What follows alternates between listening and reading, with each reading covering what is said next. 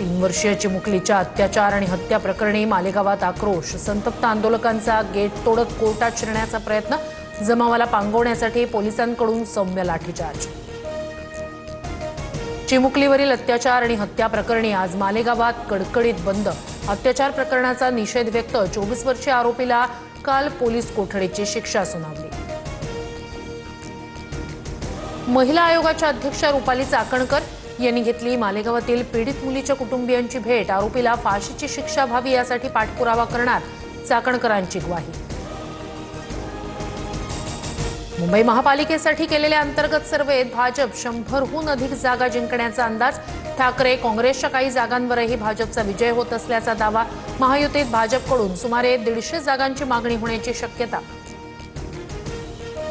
सिंधुदुर्गातील युती तुटल्यास रवींद्र चव्हाण जबाबदार। शिवसेना पहिल्या दिवसापासून युतीसाठी आग्रही, मात्र चव्हाणांना युती नको होती, आमदार निलेश राणेंचा आरोप। युती संदर्भात वरिष्ठ पातळीवर निर्णय होतात। निलेश राणेंनी वरिष्ठांसोबत बोलायला हवं होतं, मग चर्चा झाली असती। रवींद्र चव्हाणांवरील आरोपांनंतर मंत्री नितेश राणेंचं निलेश राणेंना प्रत्युत्तर। धुळ्यातील दोंडाईचा नगरपालिका निवडणुकीत भाजपच्या सर्व उमेदवारांची बिनविरोध निवड। भाजप विरोधातील उमेदवारांची माघार। बारामती नगरपालिका निवडणुकीत अजित पवारांच्या राष्ट्रवादीचे 8 नगरसेवक बिनविरोध। नगरपालिका स्थापन झाल्यापासून पहिल्यांदाच नगरसेवकांची बिनविरोध निवड। कोल्हापूरच्या कागलमधील सहलीवर गेलेले शिवसेनेचे उमेदवार परतले। कागलमध्ये माजी खासदार संजय मंडलिकांविरोधात हसन मुश्रीफ आणि समरजित घाटगे अशी लढत।